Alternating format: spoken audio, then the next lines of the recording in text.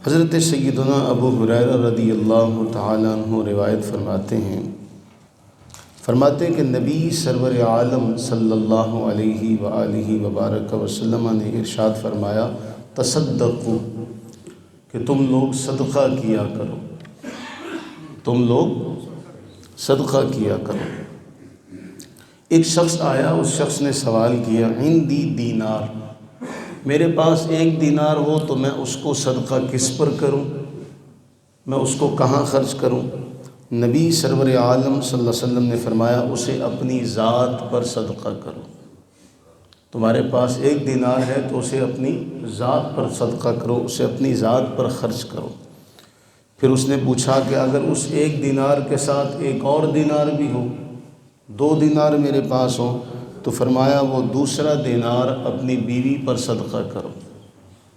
اس نے عرض کی جی اگر اس کے ساتھ ایک اور دینار بھی ہو، یعنی 3 دینار ہوں، تو فرمایا اسے اس دینار کو اپنے بچوں پر خرچ کرو۔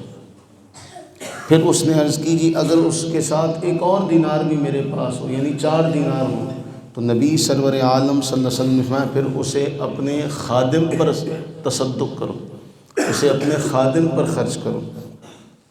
پھر اس نے عرض کی عندی دینار آخر، اگر میرے پاس اس کے ساتھ ایک اور دینار بھی ہو، تو فرمایا پھر کیا کرو کہ اسے جہاں تم صدقہ کرنا چاہو صدقہ کر سکتے ہو، انت ابصر، پھر تم زیادہ سمجھدار۔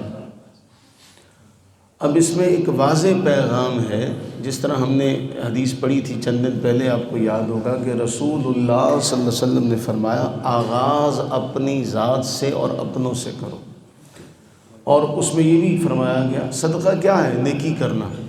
تو یعنی اس میں کہا گیا، جس طرح ہمارے بزرگ کہا کرتے ہیں اول خیشاں بعد درویشاں، تو پہلے اپنی ذات، یہ نہ ہو کہ انسان اپنوں کو محروم رکھے اور باہر جو ہے وہ سخاوت کا اظہار کرے، اس کو شریعت مطہرہ میں پسند نہیں کیا گیا۔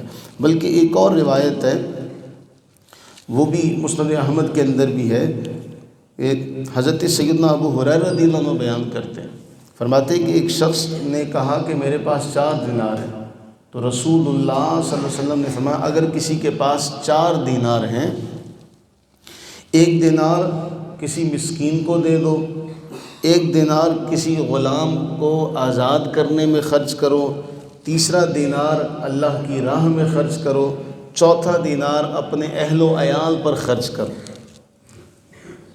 4 دینار اپنے، فرمایا ان میں سب سے افضل کون سا دینار ہے جانتے ہو؟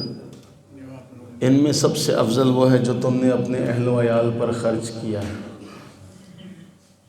کتنی کمال کی تعلیم ہے نبی سرور عالم صلی اللہ علیہ وسلم کی، کہ پہلے اپنی ذات کے حوالے سے جو تمہارے اپنے قریبی ہیں، پہلے اپنی ذات، پھر اس کے قریبی، پھر اس کے قریبی، پھر اس کے قریبی، پھر سب کے حوالے سے ذکر کیا گیا۔